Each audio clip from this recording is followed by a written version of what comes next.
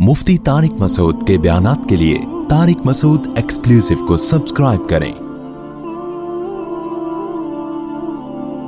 Tariq Masood exclusive.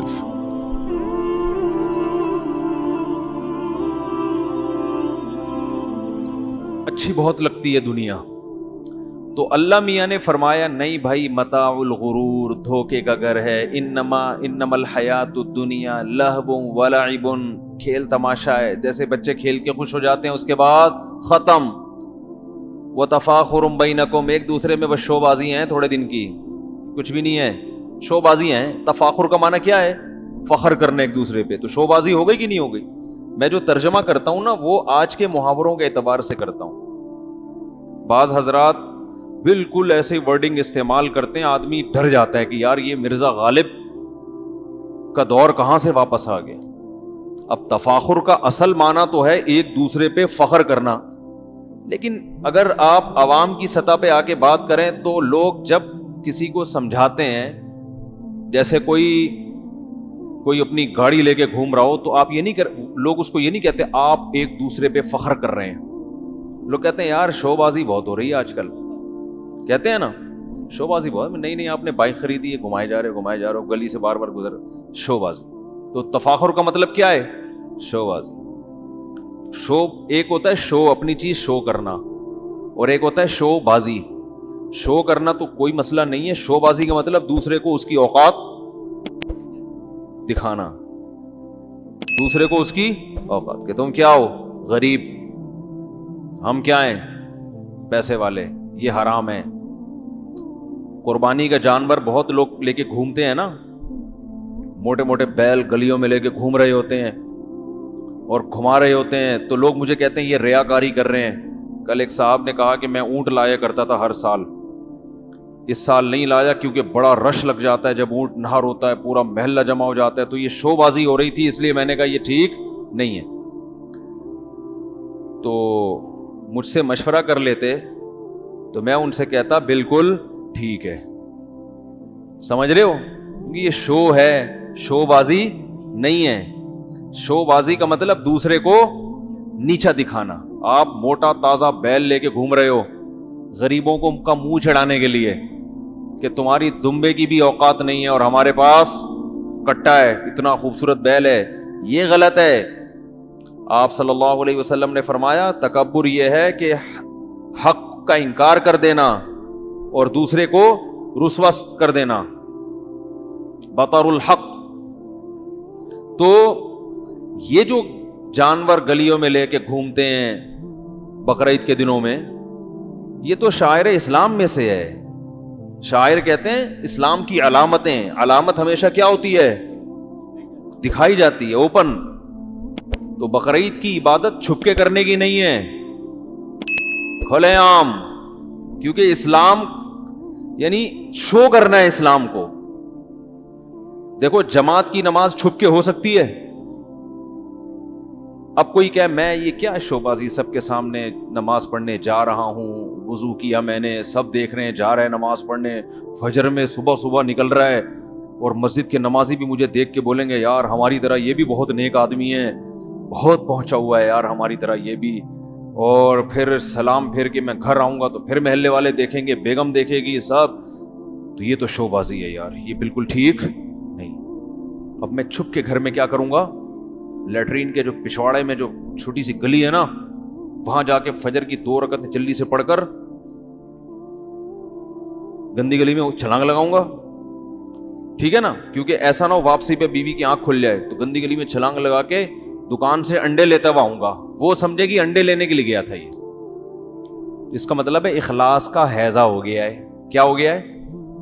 बोलो भाई, इखलास का बोल लो ना, हैजा हो गया है इसको। ये इखलास नहीं है, ये इखलास का क्या है? हैजा। तो बाज दफा इखलास का हैजा होता है, बाज दफा रियाकारी का वहम हो जाता है। तो कुर्बानी तभी, देखो फुकाहा ने पता है क्या लिखा है कि गुरूब आफताब के बाद कुर्बानी करना जायज है, पसंदीदा नहीं है। उसकी एक दलील तो ये बयान की अंधेरा होता है, जानवर की रग गलत कटने का खतरा होता है, चलो आजकल तो अंधेरा नहीं है। दूसरी वजह यह बयान की है कि कुर्बानी शायर इस्लाम में से है, اور شاعر دن کی روشنی میں ہوتے ہیں.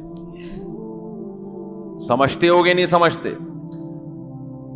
اچھا، عام نمازوں کو، جماعت کی نمازیں تو روزانہ ہوتی ہیں، وہ تو پھر بھی مسجد کی چھت کے اندر. جمعے کی نماز مزید اس سے بھی بڑا شعیرہ ہے نا، اسلام کا شاعر ہے وہ، اور زیادہ کھلے عام. وہ ہفتے میں چونکہ ایک مرتبہ ہو رہی ہے. اور عید کی نماز کا حکم ہے کہ مسجد میں نہیں. نبی صلی اللہ علیہ وسلم نے عذر، مجبوری کے بغیر کبھی عید کی نماز مسجد میں نہیں پڑھی ہے. حالانکہ مسجدیں بنتی کس کام کے لیے؟ نمازوں کے لیے. فی بیوت اذن اللہ ان ترفع ویذکر فیہا اسم اللہ. اللہ فرماتے ہیں ایسے گھر جن کے بارے میں اللہ نے حکم دیا کہ ان میں اللہ کا کثرت سے نام لیا جائے، وہ مسجدیں ہیں نا. تو اللہ نے نماز کا حکم دیا، لیکن نبی نے فرمایا عید کا دن ہے، آج پوری دنیا دیکھے گی بھائی مسلمانوں کی کیا ہے عید. تو مسلمان عید کا آغاز کیسے کرتے ہیں؟ ساری دنیا. تو ساری دنیا چھت کے نیچے کھڑے ہونے میں نہیں دیکھتی، ساری دنیا کھلے آسمان میں دیکھے گی. تو میدانوں میں جاؤ. یہ تو اب بدعتی میں کہوں گا اس کو، مسجدوں میں جو عید کی نمازیں شروع ہو گئی ہیں. اور ہو کیوں گئی ہیں؟ آپ کہہ سکتے ہو ہماری مسجد میں بھی ہوتی ہے عید کی نماز، ہماری مسجد میں بھی ہوتی ہے. تو یہ میری مرضی سے نہیں ہوتی، سمجھ رہے ہو؟ یہ انتظامیہ کی مجبوری ہے. کیا مجبوری ہے وہ انتظامیہ جانے، وہ جانے. میں وزیر آباد میں تھا تو رمضان میں نے وہیں گزارا. عید کا دن آنے والا تھا تو انہوں نے کہا مفتی صاحب آپ عید کی نماز کب پڑھائیں گے؟ میں نے کہا دیکھو ہماری جہاں میری مسجد تھی نا وہاں دارا کبوتراں بڑی جگہ ہے، بڑی مین مسجد ہے. میں نے کہا دیکھو عید کی نماز میں یہاں ہوں، سامنے بھی مسلمانوں کی مسجد ہے، ادھر بھی مسلمانوں کی مسجد ہے، تو ہم امام حضرات مل بانٹ کے یہ کیوں نہیں کر لیتے کہ ایک ہی جگہ کر لیں گے؟ سمجھتے ہو کہ نہیں سمجھتے؟ بھائی کیا ضرورت ہے ہر ڈیڑھ اینٹ کی مسجدیں بنائیں ہم؟ تو انہوں نے کہا یہ کیسے ہو سکتا ہے؟ میں نے کہا ایسے ہو سکتا ہے. تو انہوں نے کہا ٹھیک ہے سب کو کہتے ہیں کہ آپ ادھر نماز ہوگی. میں نے کہا نہیں، سب کو کہتے ہیں کہ ادھر، کیونکہ اگر میں نے کہا سب میرے پیچھے پڑیں تو شیطان دل میں خیال ڈال سکتا ہے اپنی دکان کو وسیع کرنے کا مفتی صاحب کا پروگرام ہے، جس کی وجہ سے دوسرے کی دکان کیا ہو رہی ہے. جو بے دین لوگ ہیں وہ تو دکان سے ہی تعبیر کرتے ہیں نا اس کو. میں نے کہا نا نا نا نا نا، میں سب سے پہلے اس کا آغاز کروں گا کہ میں اعلان کروں گا ہمارے ہاں عید کی نماز نہیں ہوگی. اس لیے نہیں کہ ہمیں عید سے نفرت ہے، بلکہ اس لیے کہ شہر میں جب اور دوسری بڑی بڑی مسجدیں موجود ہیں، اور بلکہ میں نے کہا ان سے کہیں کہ مسجد میں نہ کریں بلکہ کھلے میدان میں. تو اس سال ایسا ہوا تھا کہ انہوں نے بتایا کہ ہماری تاریخ میں پہلی دفعہ ہماری مسجد میں عید کی نماز نہیں ہوئی. میں نے کہا ساری مسجدیں تو راضی نہیں ہوئے، لیکن کم از کم پڑوس میں جو مسجد تھی ان کے امام کے پیچھے میں نے کہا سب کیا کریں گے؟ وہاں نماز پڑھیں گے.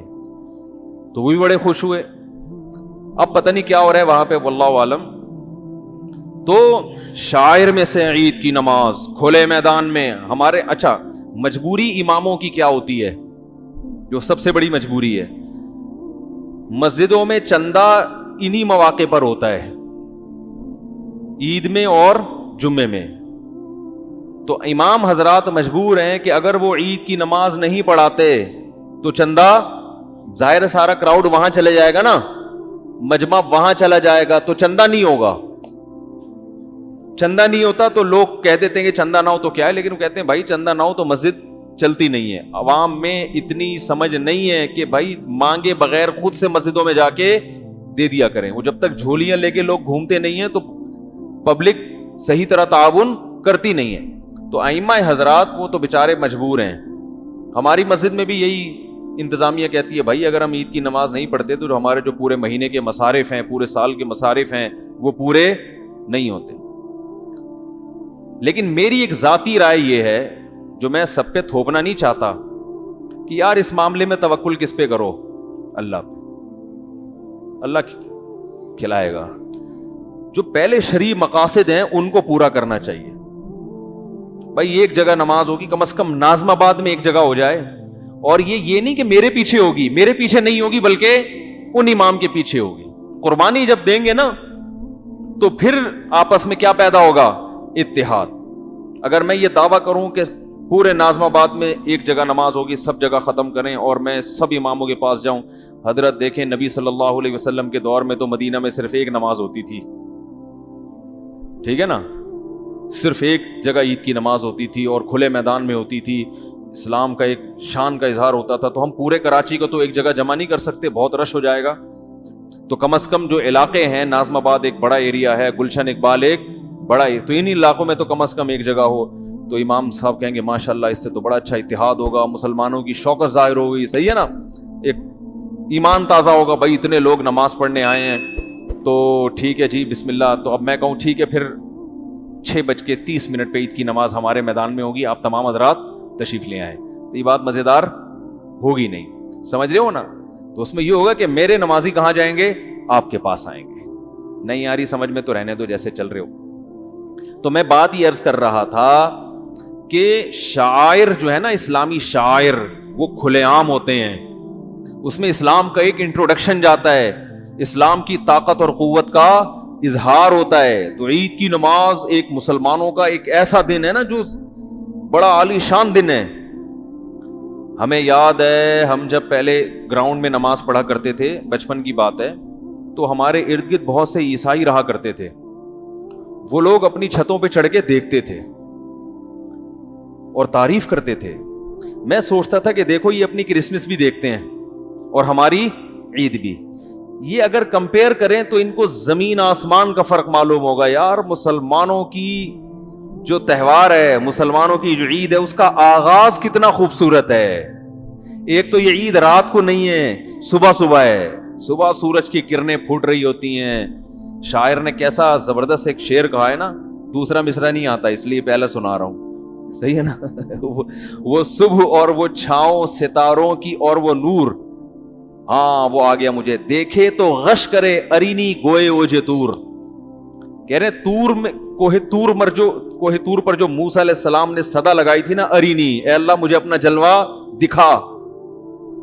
تو وہ تو جلوہ نہیں ہو سکتا بہرحال, لیکن کچھ اس کا لک آ رہا ہوتا ہے صبح کے ٹائم پہ. پرندے چہچہا رہے ہوتے ہیں, سورج نکل رہا ہوتا ہے, تھکے ہارے لوگ صبح صبح اٹھ رہے ہوتے ہیں. اب صبح صبح اٹھنا صرف پاکستان میں فوجیوں کا کام رہ گیا ہے, باقی پوری قوم 12 بجے سے پہلے نہیں اٹھتی. عید کے دن بھی عید کی نماز پڑھیں گے پھر جا کے سو جائیں گے. عجیب نحوست والی زندگی ہے یار, اس کی اصلاح کی بھی فکر نہیں کرتے.